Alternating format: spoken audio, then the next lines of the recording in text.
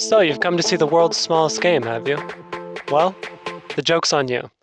I'm going to make a game so small, you might not even be able to see it. But what do most world's smallest games have in common? They're just regular games that are shrunk. But I want to do something completely different. I want to make a game that is made to be small. That's made to take up as little of real estate as possible. So how do I do that? Well, I think I have an idea.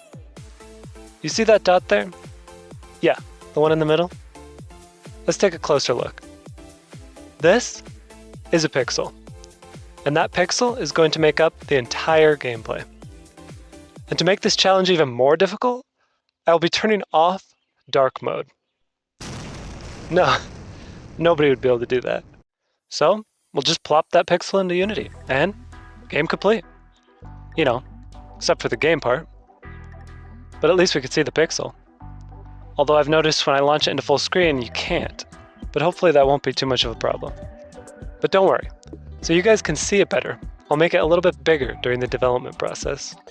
There, now it's ginormous. So here's the idea. This pixel is going to change colors, and the player is going to have to respond to each color that is presented. So it'll be a reaction game, a very, very small one. Here's the driving force of the entire game, the sprite renderer.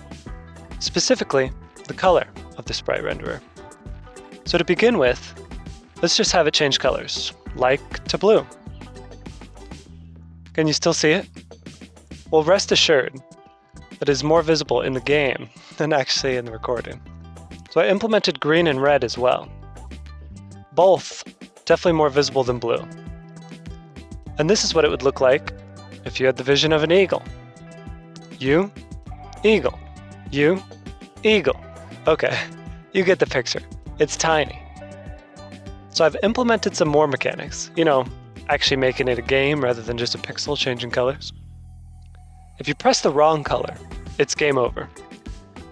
For now, just a message is printed out. And if you don't press it quick enough, it's also game over. But remember, this is actually what it looks like. So most of the mechanics are implemented in this extremely complex game, but it's still missing something very important. There's no replayability. Although you can quote-unquote lose, you don't actually gain anything for pressing it correctly. So I need some sort of high score. And my first thought is to implement a text system like most games. But I feel, as well as most of you probably do, that that would be cheating. You have a game with a pixel, and then text displaying your score. Kind of defeats the purpose of the smallest game in the world, right? So what can I do instead? Well, text-to-speech is what comes to mind. But I don't really want to pay for one, and finding and implementing a free one has its own issues.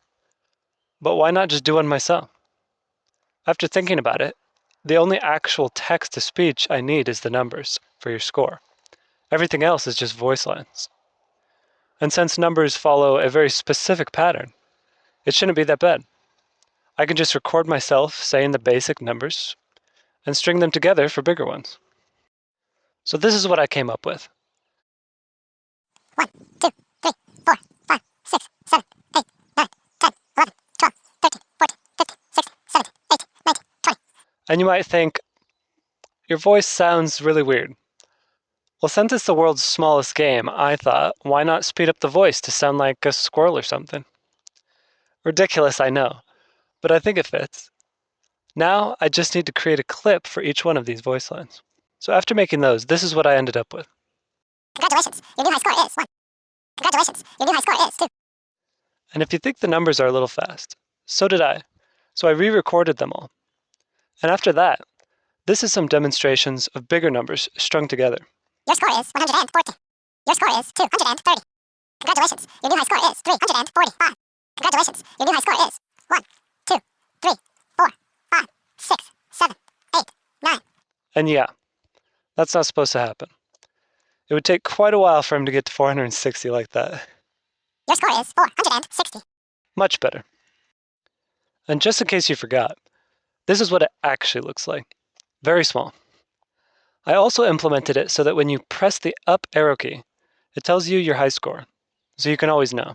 Your score is 16. Your high score is 460. Your high score is 460. And you know how you couldn't see the pixel in full screen? Well, when I uploaded the game, you also couldn't see the pixel, so it turned out it was a problem.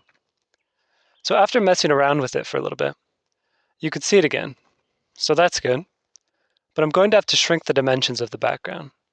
It's the world's smallest game, after all. Oh, and I added some music and some sound effects to the game as well, to make it a little bit more interesting. You know, game-like. Your score is 3.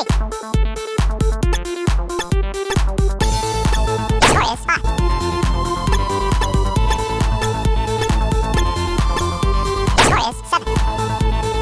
And after all that, this is the final product. That tiny little pixel up there, which is the world's smallest game. Your score is 3. There's a link in the description if you want to play this game for yourself. And if you'd like to see any other crazy ideas, leave your idea in the comments. And if you're also interested in making cool games yourself, come compete in my first ever game jam. The link is in the description. Moose, out.